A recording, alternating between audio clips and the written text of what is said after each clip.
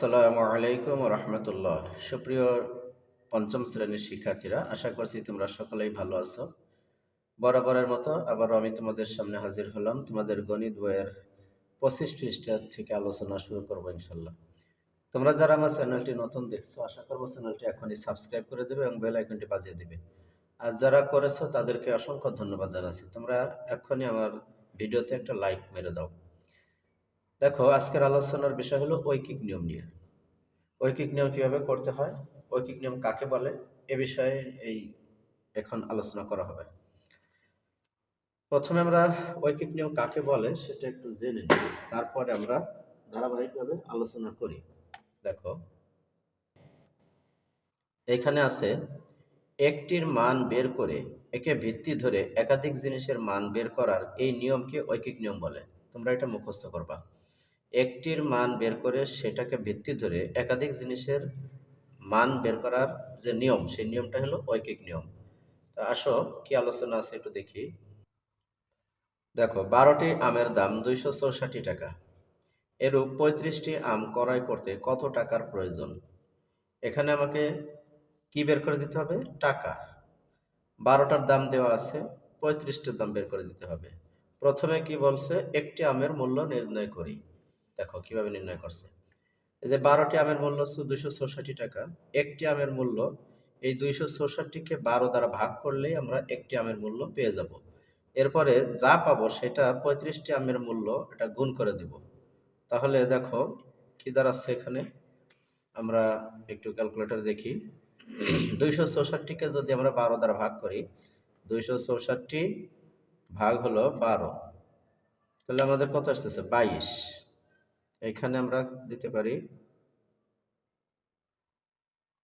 22 গুণ 35, 22 গুণ 35 সমান সমান এটা গুণ দেই 35, 770 টাকা। 770 টাকা হয়ে গেল আমাদের 35টি আমের মূল্য বের করা। এই হলো, আমরা খাতায়ও এরকম করে ফেলতে পারবো। আসলে তারপরে কি আলোচনা আছে। যদি এরকমের 50টি আমের মূল্য বের করতে হয় তবে কি করা লাগবে? তাহলে 12টি আমের মূল্য আমরা এখানে কত পাইছি? একটির মূল্য পাইছি 22 টাকা। 12টি আমের মূল্য যদি 264 হয়, তাহলে একটির দাম হলো 22 টাকা। সরি, এখানে হবে 264, এই জায়গায় হবে 264 ভাগ হবে এখানে 12, তার মানে এখানে 22 টাকা হবে। এখানে 22 টাকা। তাহলে 50টি আমের মূল্য কত হবে? তাহলে 50টি আমের মূল্য এখানে হবে 22 গুণ হবে 50, গুণ হবে 50। এই দেখো, 5 দুগুণী 10-এর শূন্য, আমরা একবারে করে ফেলাই। 22 গুণ হলো 50, 22 গুণ 50 1100 টাকা। আবার দেখো, 22 গুণ 50 1100 টাকা। এখানে হবে 1100 টাকা। এইভাবে। তো যাই হোক, এটা বুঝলে। এবার সেই সূত্রটা যেটা প্রথমে আমি তোমাদেরকে দেখলাম, সেই সূত্রটা এটা তোমরা মুখস্থ করবা যে একটি মান বের করে ভিত্তি ধরে একাধিক জিনিসের মান বের করার এই নিয়মকেই ঐকিক নিয়ম বলে। এবার আসো এটা সমাধান করি। তানিয়া 192 টাকা দিয়ে 8টি কমলা কিনলো। তানিয়া 192 টাকা দিয়ে 8টি কমলা কিনলো। যদি সে 3টি কমলা কিনতো তবে তার কত টাকা প্রয়োজন হতো? 8টা মানে 192 টাকা, তো 8টার দাম, 3টার দাম অবশ্যই কমবে। তো দেখো কিভাবে বের করছে। 8টি কমলার দাম হলো 192 টাকা। সবসময় মনে রাখবা, যেটা চাবে, এখানে চাইছে টাকা, এজন্য টাকা আরে আমরা ডাইন পাশে রাখছি, আর যেটা চাইনি সেটা রাখছি বাম পাশে। 8টি কমলার দাম 192 টাকা হলে একটি কমলার দাম কি হবে? এই 192 ভাগ হলো 8, ভাগ হলো 8। অতএব 3টি কমলার দাম কিভাবে বের করব? এইখানে আহ, এই 192 ভাগ 8 গুণ হবে 3, মানে একটার দাম বের করে যা পাবো সেটাই হলো 3 দিয়ে গুণ দিতে হবে। তাহলে 192 দেখো, 192 ভাগ হলো 8, 24 আসলো। তাহলে এখানে আসবে 24। এই 24-এর সাথে আমার 3 দিয়ে গুণ দিতে হবে। তাহলে 3 24-এ 72। এই 72 টাকা হলো আমার এখানে উত্তর। আশা করছি এটা বুঝতে পারছো। এবার আমরা পরবর্তী পেজে যাই। দেখো এই পেজে কি আছে, রহিম সাহেব বাজার থেকে, দেখো রহিম সাহেব বাজার থেকে 600 টাকা দিয়ে 5টি ডাব কিনলো। রহিম সাহেব বাজার থেকে 600 টাকা দিয়ে 5টি ডাব কিনলো, তার মানে 5টা ডাবের দাম হলো 600 টাকা। 12টি ডাব কিনলে তার কত টাকা খরচ হবে? এখানেও কিন্তু আমাদেরকে টাকা বের করে দিতে হবে। তা আমরা ঠিক আহ, অঙ্কটা খাতায় করে দেখাই। দেখো তোমাদের খাতায় করে দেখাচ্ছি। যেহেতু এখানে টাকা বের করতে হবে, আমি টাকাটা কি রাখবো, ডান পাশে রাখবো। তাহলে আমরা লিখবো এখানে এরকম, 5টি ডাবের মূল্য কয় টাকা? 600 টাকা। 600 টাকা। একটি ডাবের মূল্য, একটি ডাবের মূল্য কত হবে? ভাগ করে দিতে হবে আমাকে। এই 600 ভাগ 5 টাকা, এবং চাইছে কত? 12টি ডাব। 12টি ডাবের মূল্য, এখানে এই 600 দ্বারা ভাগ করলে, 600 দ্বারা ভাগ, 600-কে 5 দিয়ে ভাগ করলে যাবে, তার সাথে 12 গুণ দিতে হবে। তাহলে 600 ভাগ 5 গুণ হবে 12। এবার আসো আমরা করে ফেলাই।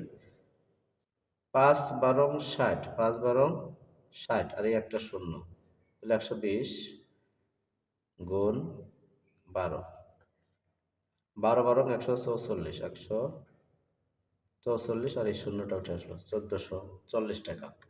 দেখো তোমাদেরকে আমি ক্যালকুলেটারে দেখাই। এই 600 ভাগ হলো 5, কত হলো? 120, গুণ হলো এই 12, গুণ হলো 12, 1440 টাকা। এই 1440 টাকা হলো 12টি ডাবের মূল্য। উত্তর দিয়ে দিলাম। এবার আমরা দেখব পরেরটা। রাইসা 64 টাকা দিয়ে 8টি কলম কিনলো। 64 টাকা দিয়ে 8টি কলম কিনলো। 24টি কলম কেনার জন্য তার কত টাকা লাগবে? তাহলে এখানেও আমাদের টাকা বের করতে বলছে। আসলে আমরা সেই একই নিয়মে অঙ্কটা করে ফেলি।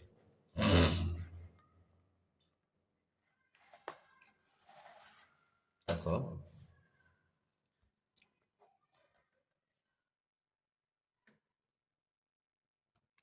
এটি খাতায় করতে হবে না, এটা এখানেই করে দেওয়া যাচ্ছে।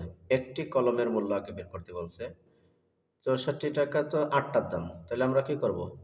64 ভাগ 8, তাহলে কত হবে? এখানে 8 হবে, 8 8 64। তাহলে এই 8 টাকা যে একটার দাম, এই একটার সাথে 24টির দাম বের করতে হলে 24 দিয়ে গুণ দিতে হবে। তাহলে 8 গুণ 24 টাকা, তাহলে কত হবে? 4 8 32, 2 হাতে থাকে 3, 8 8 দুগুণে 16, আর 3 19, 192 টাকা। এই দেখো 124 গুণ হলো 8, 24 গুণ 8, 192 টাকা। অর্থাৎ 24টি কলমের মূল্য 192 টাকা। এটাই ছিল 2 নম্বরের সমাধান। এবার আসো 3 নম্বরে কি লিখছে। এটা একটা সৃজনশীল গণিত।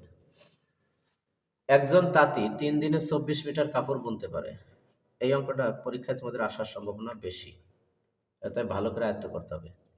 একজন তাঁতি 3 দিনে 24 মিটার কাপড় বুনতে পারেন। এখন নিচের প্রশ্নগুলোর উত্তর খুঁজে ছকের খালি ঘর পূরণ করি। এই যে ছকটা দিচ্ছে না, এই যে এখানে যে একটা ছক আছে, এই ছকটা আমাদের পূরণ করতে বলছে। তো ছকটা পূরণ করব কিভাবে? এই সমস্ত প্রশ্নের উত্তর বের করে সেই ছক পূরণ করব। দেখো 6 দিনে কত মিটার কাপড় বুনতে পারেন? তাহলে আমরা আগে খাতায় করে দেখাই তোমাদের। 3 দিনে করে 24 মিটার কাপড়, মানে 3 দিনে বুনতে পারেন 24 মিটার কাপড়। 6 দিনে বুনতে পারেন কত? আমরা একটু বের করে ফেলাই। এখানে লিখব কত। 3 দিনে বুনতে পারে 24 মিটার, 24 মিটার।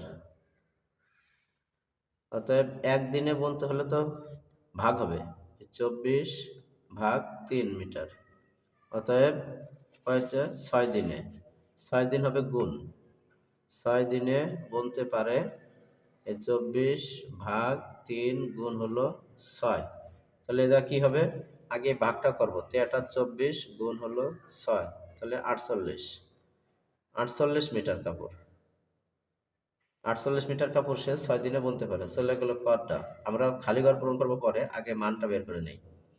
এবার খতে কি বলছে দেখো। ও খতে তো না, এই জায়গা তো 1 নাম্বার দেয়া, 1 দেওয়া। এবার আমরা 2 নম্বরের দেখি কি বলছে। 32 দিনে 256 মিটার কাপড় বুনলে এর অর্ধেক সময়ে কত মিটার কাপড় বুনতে পারে? অর্ধেক সময় মানে তো 16 দিন, তার মানে অর্ধেক মানে কি 2 দিয়ে ভাগ করতে হবে। তাহলে এটা লিখবো, অর্ধেক সময় কাপড় বুনতে পারে। এটা লেখো, অর্ধেক সময়ে বুনতে পারবে, বুনতে পারবে। তো 256কে 2 ভাগ দিতে হবে। এই 256 ভাগ হলো 2, তাতে কত হবে? 12×2 = 24। তাহলে 25-এর ভিতর থাকলো 1, 1-এর ভিতরে 8×2 = 16, 128, 128 মিটার। 128 মিটার হলো 12 দিনে করতে পারে, 16 দিনে করতে পারে। অর্থাৎ এখানে হলো 16 দিন, হবে 16 দিনে বুনতে পারে 128 মিটার। তাহলে এটা পেলাম। এবার আসো, 20 দিনে 160 মিটার কাপড় বুনলে, 20 দিনে 160 মিটার কাপড় বুনলে 5 দিনে কত মিটার কাপড় বুনতে পারবেন?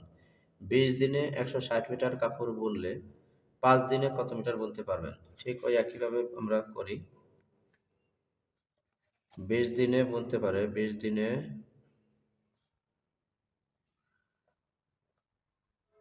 বুনতে পারে কত? 160 মিটার, 160 মিটার।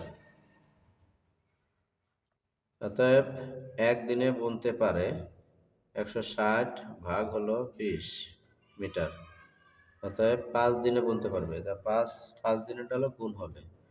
5 দিনে বুনতে পারবে 160 ভাগ হলো 20, গুণ হবে 5। তাহলে আমাদের দেখি কত আসে অ্যান্সার। 160কে যদি আমরা 20 দিয়ে গুণ করি তাহলে, সরি ভাগ করি, তাহলে আমাদের উত্তর হবে হলো 8। 8 গুণ 5 সমান সমান 40 মিটার। 5 দিনে 40 মিটার গুনতে পারবে, একদিনে গুনতে পারবে, একদিনে বুনতে পারবে 8 মিটার, তার মানে 5 দিনে বুনতে পারবে 40 মিটার। এবার আমরা আসো এটা সাজাই ফেলাই। দেখো, প্রথম কথা হলো 6 দিনে কত মিটার কাপড় বুনতে পারবে? তো 6 দিন এই যে 1 2 3 4 5 6, এই 6 দিনের এই ঘরটায় আমরা বসায় দেব কত? 6 দিনে বুনতে পারবে 48 মিটার। তাহলে এখানে হবে 48, এই যে এই ঘরে হবে 48। এইদিকে খেয়াল করো, 1 2 3 4 5 6, এই যে 3 দিনে যেহেতু 24 মিটার, এই জায়গায় দেওয়াই ছিল তোমাদের, এই যে উপরে দেওয়াই ছিল 3 দিনে 24 মিটার, তার মানে 24কে 2 দিয়ে গুণ দিলে 48 হয়। আবার আমি যেভাবে বের করছি ওভাবে 48 হবে, 48 মিটার। এরপরে আসতেছে 32 দিনে, 32 দিনে 256 মিটার কাপড় বুনলে এর অর্ধেক সময় কত মিটার কাপড় বুনতে পারবে? তার মানে এই 128 মিটার বসাইতে হবে হলো। 32 দিনের ঘর কোনটা?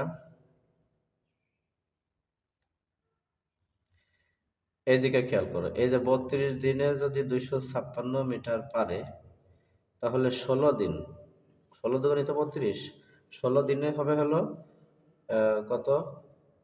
16 দিনে হবে 128, 128, এটা বসাই দিলাম। এরপরে 20 দিনে 160 মিটার কাপড় বুনলে 5 দিনে কত মিটার কাপড় বুনতে পারবেন? তাহলে এটার উত্তর আসছিল হলো 40 মিটার, কিন্তু সেই 40 বসবে কোথায়? 20 দিনের ঘর এই যে 20 দিনে তো 160 মিটার, তার মানে 5 দিন, এই যে হলো 5 দিন, এই 5 দিনের এখানে বসবে হলো 40 মিটার, 40। এটাই হলো আমাদের পূরণ করা হলো। দেখো, এখন এইখানে আমরা একটা জিনিস দেব, 24 দিনে যদি 3 দিনে যদি 24 হয় তাহলে একদিনে হবে 8। 8 এখানে বসাই দিলাম। আর কোনো ঘর ফাঁকা আছে নাকি আমাদের বসাইতে? নাই। এই মাথা, এই মাথা, এই মাথা বসাইছি আর এই 6 এর ঘরটা বসাইছি। এই তো এটাই ছিল আমাদের এই সময়কার অঙ্ক। ঠিক আছে? সবাই তাহলে বুঝতে পারছো আশা করছি।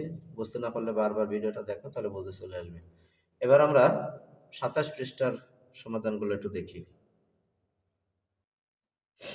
27 পৃষ্ঠায় আছে, দেখো একটি কুয়া খুঁড়তে 8 জন ব্যক্তির 2 দিন সময় লাগে, তাহলে 2 জন ব্যক্তির ওই কুয়া খুঁড়তে কত দিন লাগবে?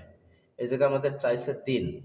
এই জায়গায় যেমন 8 জনের 2 দিন লাগে, তাহলে 2 জনের কত দিন লাগবে সেই এখানে দিনটা আমাদের বের করে দিতে হবে। এখানে লিখছে, দেখো করেই দিছে অঙ্কটা। একটি কুয়া খুঁড়তে 8 জন ব্যক্তির লাগে 2 দিন, অতএব একজন ব্যক্তির লাগে বেশি। বেশি মানে গুণ, অর্থাৎ 8 জনে যে কয়দিনে করতে পারবে, একজনে তো তার চেয়ে মানে বেশি দিন লাগবে, এই জন্যই গুণ করে দিতে হবে, 8 গুণ 2 দিন।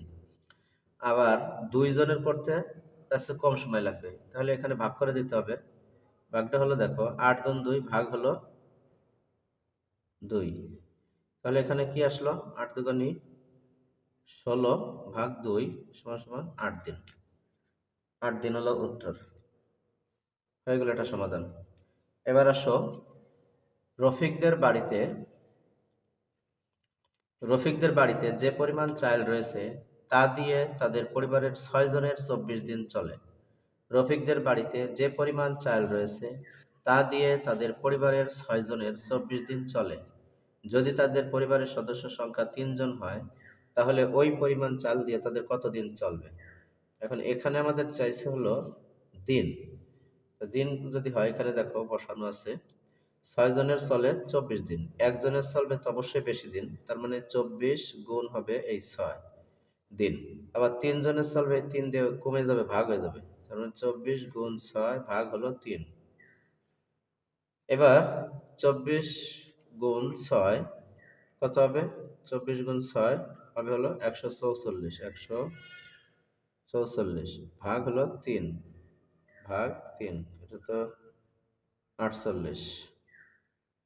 48 দিন। 144 ভাগ হলো 3, 48 দিন। উত্তর হলো 48 দিন চলবে।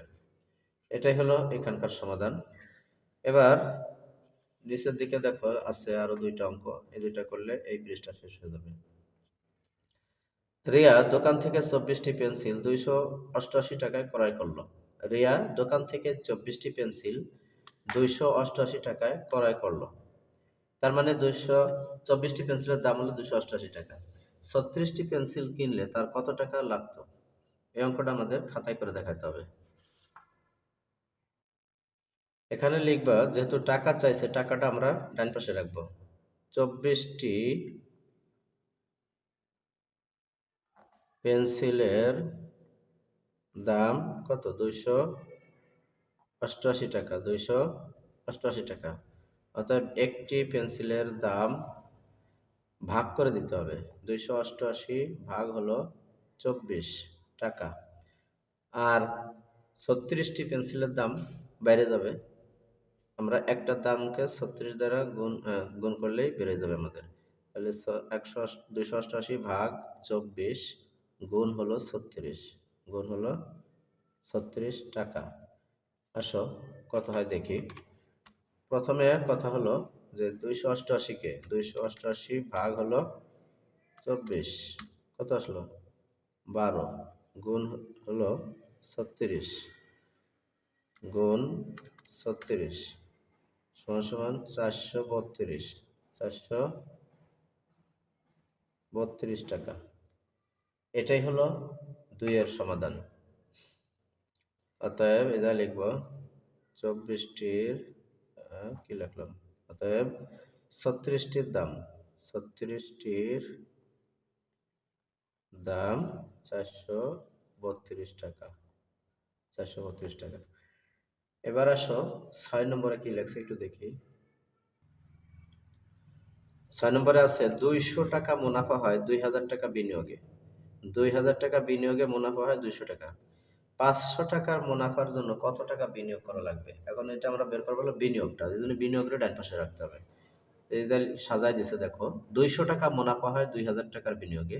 1 টাকা মুনাফা হয় ভাগ, এই যে এই 2000 ভাগ হলো 200, মানে কমবে। 1 টাকা যেহেতু কমে যাবে, এই জন্য ভাগ করে দিতে হবে। 2000 ভাগ 200। আর 500 টাকা, মানে 1 টাকারটা পাইলে 500 টাকারটা ওর সাথে গুণ করে দিতে হবে। তাহলে এখানে কত আসবে? 2000 ভাগ এই 200 গুণ হলো 500, 500 টাকা। তাহলে এখানে আসো, যদি আমরা 2000কে 200 দ্বারা ভাগ দেই, তাহলে কি হবে? 10 হবে। এই 10 আর গুণ হলো 500। তাহলে 500 আর 10 গুণ করলে 5000, 5000 টাকা বিনিয়োগ করা লাগবে। তাহলে উত্তর হলো আমাদের 5000 টাকা বিনিয়োগ করতে হবে। আশা করছি তোমরা এই 3টি পৃষ্ঠার আলোচনা শুনে ঐকিক নিয়ম সম্পর্কে তোমাদের একটা ধারণা আসছে। পরের পৃষ্ঠায় নিজে করি বা পারি কিনা এরকমের আছে, আমরা সেটা করব পরের ভিডিওতে। সবাই ভালো থাকো। আসসালামু আলাইকুম ওয়া রাহমাতুল্লাহ।